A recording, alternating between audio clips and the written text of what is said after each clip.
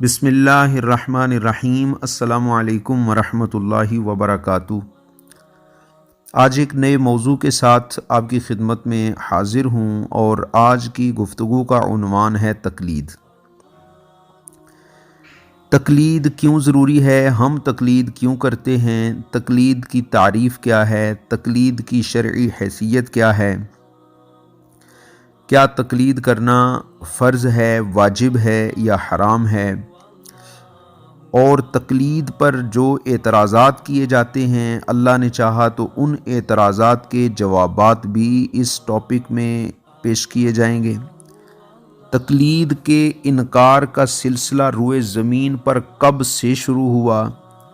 تقلید کا انکار کر کے کیا صراط مستقیم پر قائم رہنا ممکن ہے؟ اور تاریخ اسلام کی وہ نامور کون کون سی ہستیاں ہیں جنہوں نے اپنی زندگی تقلید کر کے گزاری؟ یہ سارے معاملات سٹیپ بائی سٹیپ آپ کی خدمت میں عرض کروں گا انشاءاللہ عز و جل۔ سب سے پہلے ایک ضروری وضاحت عرض کروں کہ اس موضوع پر گفتگو کرنے کا مقصد ہرگز فرقہ واریت پھیلانا نہیں، بلکہ جو حق کی تلاش میں ہے اس کی درست رہنمائی کرنا مقصد ہے۔ اور مجھے اللہ کی رحمت سے یہ قوی امید ہے کہ حق کا متلاشی اگر اپنا ذہن خالی کر کے توجہ کے ساتھ میری گفتگو سنے گا، اسے مسلک کے اہل سنت و جماعت کے صحیح ہونے کی نہ صرف پہچان ہوگی بلکہ صراط مستقیم پر قائم رہنے میں اللہ کی رحمت سے تقویت بھی ملے گی انشاءاللہ عز و جل۔ تقلید کا معنی، مفہوم اور تشریح سمجھنے سے پہلے اگر ہم تھوڑی دیر کے لیے روزمرہ کے حالات اور اپنی طرز زندگی پر غور کرتے ہیں تو یہ معلوم ہوتا ہے کہ شاید ہماری زندگی کا ہر لمحہ تقلید کے بندھنوں میں بندھا ہوا ہے۔ ظاہراً معرفت کے لیے ہم اسے کسی بھی نام سے پکارتے ہوں، در حقیقت وہ تقلید ہی ہے۔ مثال کے طور پہ ایک شخص بیمار ہوتا ہے اور وہ ڈاکٹر کے پاس جاتا ہے۔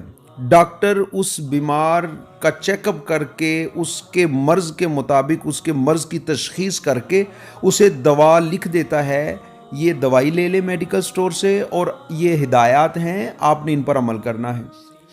وہ مریض کسی قسم کی بحث کیے بغیر جاتا ہے، جا کر دوا بھی لے لیتا ہے اور جس طرح ڈاکٹر نے کہا اس کے مطابق استعمال کرتا ہے۔ کیوں؟ اگر وہ کسی قسم کی بحث میں پڑے گا تو وہ مریض کبھی بھی اچھا نہیں ہوگا۔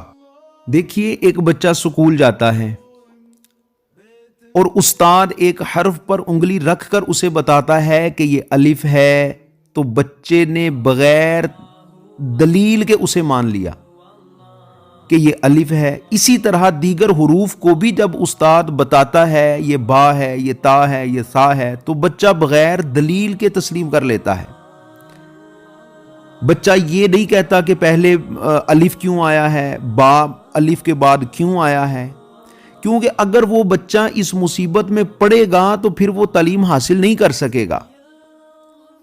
تو میرے بھائی، یہ روز مرہ کی روٹین ہے جسے ہم اپنی آنکھوں سے دیکھتے ہیں، لہٰذا ہم اس نتیجے پر پہنچے کہ جس طرح ہم اپنی معیشت و معاشرت میں کسی کی پیروی یعنی تقلید کیے بغیر کسی طرح نہیں چل سکتے، اور ہم زندگی کے تمام کاموں میں تقلید کو بروئے کار لاتے ہیں، کیونکہ ہر انسان اپنی زندگی کو بہتر بنانے کے لیے کسی کی تقلید کا محتاج ہے، تو گویا تقلید کے بغیر زندگی گزارنا مشکل ہے۔ تو جس طرح دنیاوی معاملات میں کسی نہ کسی کی تقلید کیے بغیر چارہ نہیں، اسی طرح دینی اور شرعی معاملات میں بھی کسی نہ کسی کی تقلید کرنا ضروری ہے۔ تو اب یہ بات سمجھنا ہمارے لیے کافی حد تک آسان ہو گیا کہ ہم تقلید کیوں کرتے ہیں۔ ہر شخص اس بات کی اہلیت نہیں رکھتا کہ وہ شرعی احکام کو قرآن و حدیث سے اخذ کر سکے، تو لہذا ضروری ہے کہ وہ کسی مجتہد کی پیروی کرے۔ مجتہد ہی کی پیروی کرنا ضروری ہے۔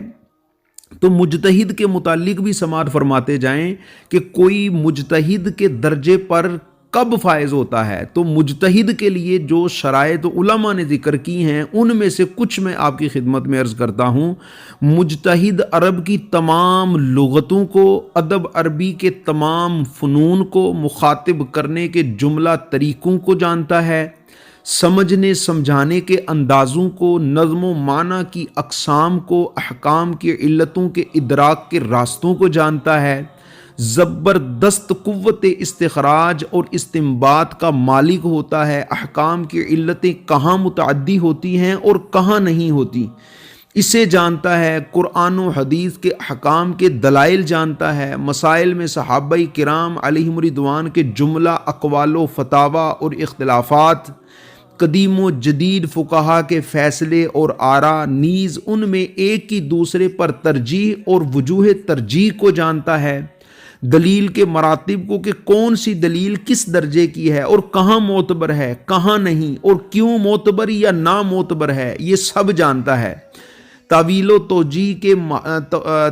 توجیہ میں مہارت تامہ رکھتا ہے، عموم میں تخصیص کے مواقع و ترک نیز مطلق کی تقیید کی صورتیں جانتا ہے، اور جواز و عدم جواز کی جگہیں اور مصالح شرعیہ، مقاصد دینیہ، فوائد عامہ اور عرف کو جانتا ہے، حرج، ضرورت، عموم بلوہ، تعامل، استحسان کے وسیع علم کا حامل ہوتا ہے، اور مذکورہ تمام چیزوں پر اطلاع تام، وقوف عام رکھتا ہے، اور اس کے ساتھ ساتھ توفیق الہی کا نور اس کی رہنمائی کرنے والا ہوتا ہے۔ تو آپ خود اندازہ لگا لیجئے کہ اللہ تبارک و تعالی کا ایک مجتہد پر کس قدر فضل و کرم ہوتا ہے، اللہ پاک ایک مجتہد کو کیسی بصیرت عطا فرماتا ہے، سبحان اللہ۔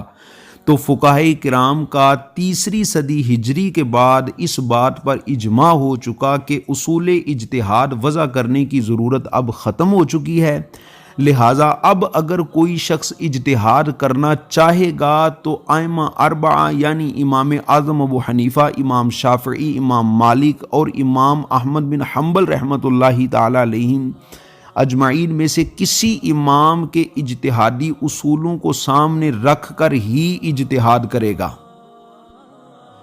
کیونکہ قرآن و حدیث کے اندر جتنی دقت نظری، باریک بینی اور وسعت نظری متقدمین فقہا میں تھی وہ وسعت علمی متاخرین میں نہیں پائی جاتی۔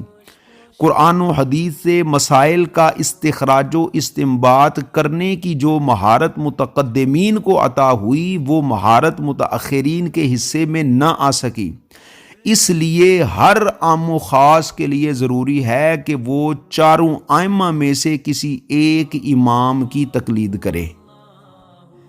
تقلید کے متعلق ایک ضروری بات ہمیشہ کے لیے اپنے ذہن میں رکھیے، کیونکہ نفس و شیطان بہت لعین ہیں اور طرح طرح کے وسوسے دلوں میں ڈالتے ہیں، اور یہ بات آپ کے ذہن میں رہے گی تو اللہ کی رحمت سے آپ ان کے شر سے محفوظ رہیں گے، یا بعض اوقات کوئی انسان ہی آپ کو ورغلانے کی کوشش کرتا ہے تو آپ اس کے شر سے بھی اپنے آپ کو محفوظ کر سکیں گے۔ اور وہ ضروری بات یہ ہے کہ جو شخص جس امام کی بھی تقلید کرتا ہے وہ اس بات کو الحمدللہ پیش نظر رکھتا ہے، اور اس بات کو پیش نظر رکھنا ہر تقلید کرنے والے کے لیے ضروری ہے کہ ہم حقیقت میں قرآن و سنت ہی پر عمل کر رہے ہیں، اور اپنے امام کی تقلید اس لیے کرتے ہیں کہ اس نے اللہ تعالیٰ اور اس کے رسول صلی اللہ علیہ وآلہ وسلم کے احکامات کو منظم اور آسان فہم کر کے ہم تک پہنچائے،